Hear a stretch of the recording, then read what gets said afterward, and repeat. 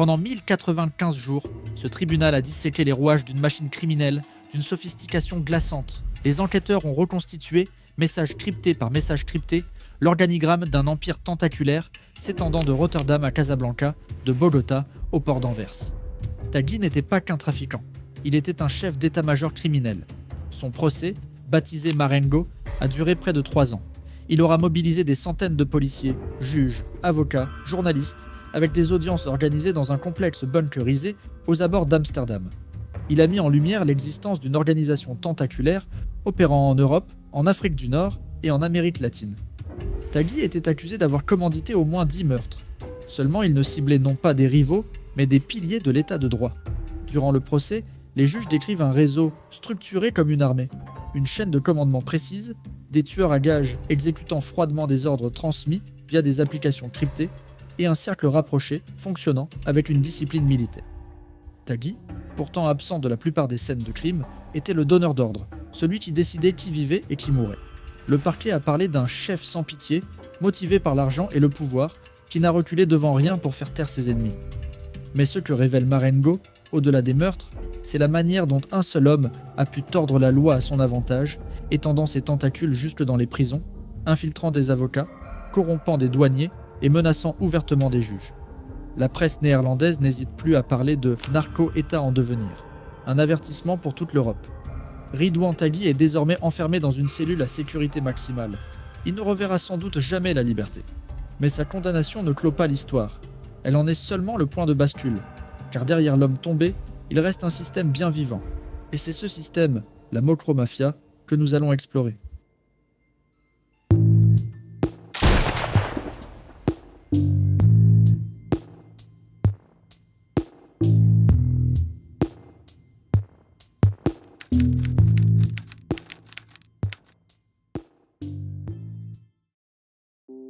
Avant d'être condamné comme chef de cartel, Ridouan Taghi était un nom parmi d'autres dans les quartiers populaires d'Utrecht et d'Amsterdam.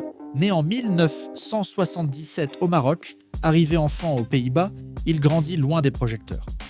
Ses premières activités criminelles, cambriolage, petit trafic. Mais rapidement, il comprend que le vrai pouvoir ne se trouve pas dans les vols, mais dans l'organisation. Il observe, apprend, structure. Il n'est pas un voyou impulsif, c'est un stratège silencieux. Dans les années 2000, alors que les vieux caïds du cannabis néerlandais déclinent, Taghi fait un pari, se lancer dans le trafic de cocaïne. Il s'appuie sur 2 piliers essentiels. D'abord, les liens communautaires avec le nord du Maroc, zone clé de transit. Ensuite, les connexions émergentes avec les cartels d'Amérique du Sud. Le terrain est prêt. Ce qu'il lui faut désormais, ce sont des portes d'entrée. Et ces portes, elles s'appellent Rotterdam et Anvers. 2 des plus grands ports d'Europe, par lesquels transitent chaque jour des milliers de conteneurs.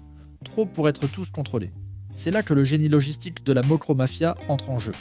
Taghi infiltre les chaînes, dockers, transitaires, sociétés de transport, douanes, des complices bien payés ou menacés. En échange, les cargaisons passent, parfois plusieurs tonnes à la fois. Chaque maillon de la chaîne logistique devient un allié potentiel.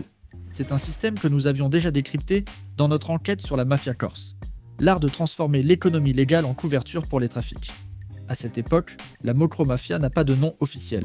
Ce sont des groupes fluides, souvent jeunes, issus de quartiers populaires, communiquant par messagerie cryptée. Taghi devient rapidement un point d'ancrage central. Il ne fait pas que commander.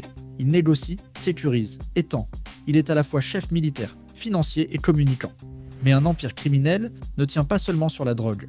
Il lui faut un système économique parallèle. Et c'est là que Taghi frappe fort. Il met en place un réseau de blanchiment ultra sophistiqué. Fausses sociétés, investissements immobiliers, transactions offshore. L'argent sale devient argent propre, réinvesti dans des hôtels, des restaurants, des commerces en façade. Ce que construit Taghi, ce n'est pas un gang. C'est une entreprise criminelle globale, décentralisée mais redoutablement efficace. Ce n'est pas la Cosa Nostra, c'est une start-up du crime, nourrie par les failles de l'Europe logistique, sociale et judiciaire.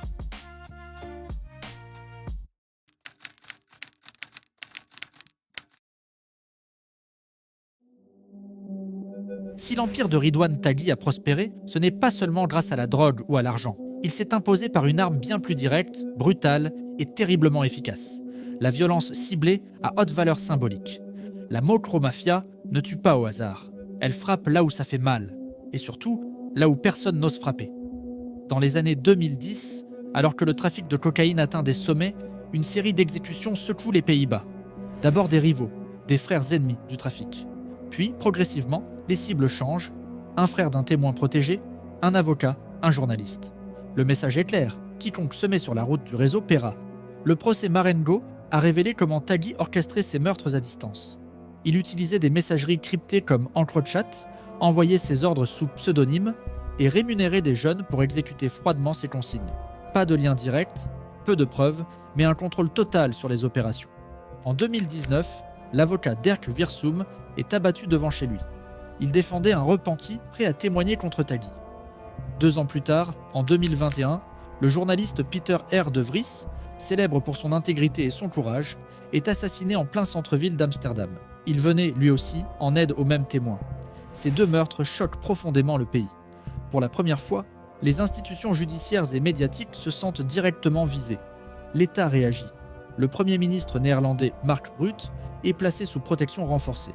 Les palais de justice se transforment en bunkers. Certains magistrats et journalistes vivent désormais cachés, surveillés, sous escorte. Le climat est lourd. Un parfum de guerre froide s'installe entre l'état de droit et un cartel. Mais c'est justement cette peur qui nourrit la stratégie de la Mokromafia. Son but n'est pas seulement de tuer, mais d'envoyer un signal. Personne n'est à l'abri, pas même les figures les plus respectées. Cette terreur calculée devient une arme psychologique qui isole les témoins, dissuade les journalistes et fait trembler la parole publique. Car quand la peur s'installe, le silence suit.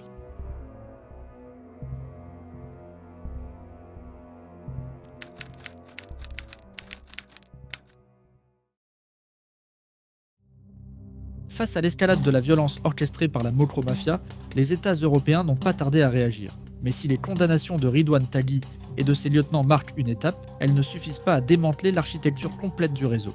Car ce que les autorités affrontent aujourd'hui, ce n'est pas un gang ordinaire, mais un système criminel souple, fluide, difficile à neutraliser. Dès 2020, la coopération judiciaire entre les Pays-Bas, la Belgique, l'Allemagne et Europol s'intensifie. Grâce au piratage d'EncroChat, puis de Sky UCC, des milliers de conversations cryptées sont interceptées. Ces données permettent de cartographier les réseaux, d'identifier les points de transit, les commanditaires, les blanchisseurs, les exécutants. En 2022, une opération conjointe aboutit à l'arrestation de 49 suspects liés à la Mokromafia à travers l'Europe. Les autorités saisissent également des quantités records de drogue. Plus de 110 tonnes de cocaïne interceptées à Anvers en 2023, un record absolu. Des dizaines de millions d'euros sont gelés. Des sociétés écrans sont dissoutes, des docks réorganisés, des scanners et drones ajoutés aux dispositifs douaniers. Mais ces avancées, aussi spectaculaires soient-elles, se heurtent à plusieurs limites. D'abord, la résilience du réseau. Le système mis en place par Tagui n'a pas de visage unique. Il fonctionne par cellules autonomes, liées entre elles par des flux logistiques et financiers, mais capables d'opérer indépendamment. Lorsqu'un chef tombe, un autre prend sa place. Lorsqu'un circuit est exposé, un autre est activé. Ensuite, la fragilité des ports. À Rotterdam comme à Anvers, la corruption est une réalité connue. Des dockers, logisticiens, voire des policiers sont régulièrement impliqués. Et les moyens humains sont insuffisants pour contrôler chaque conteneur. Moins de 2% des cargaisons font l'objet d'une inspection approfondie. Enfin, il y a le facteur humain. Dans les quartiers populaires d'Amsterdam, d'Utrecht ou de Schaerbeek à Bruxelles, les recrues ne manquent pas, jeunes désœuvrés, sans perspective, pour qui 5 000 € suffisent à risquer la prison ou la mort. La Mokromafia leur offre un rôle, un statut, un salaire. Là où l'État recule, le réseau recrute. Alors la question devient, comment désactiver un système criminel qui se nourrit de nos failles ?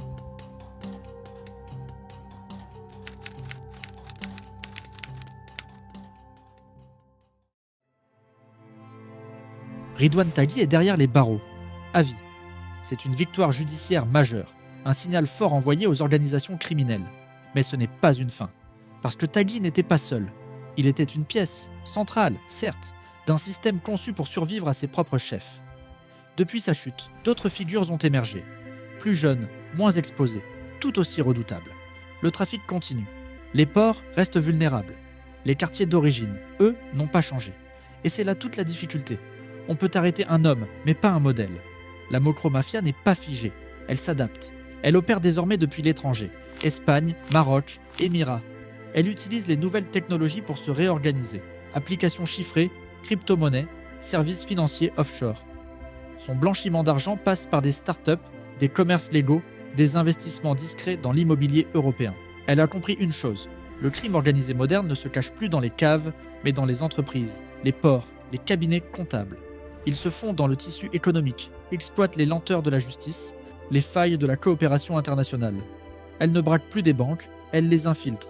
Alors que faire? Imaginez vous êtes un État victime du trafic de la micromafia. Selon vous, que faut-il vraiment pour arrêter un empire invisible? Merci d'avoir regardé la vidéo jusqu'au bout. Pensez à vous abonner, à liker et surtout, dites-moi en commentaire quel criminel ou escroc vous aimeriez découvrir dans une prochaine vidéo. Je lis tout et vos idées m'inspirent. À très bientôt sur Profession Criminelle.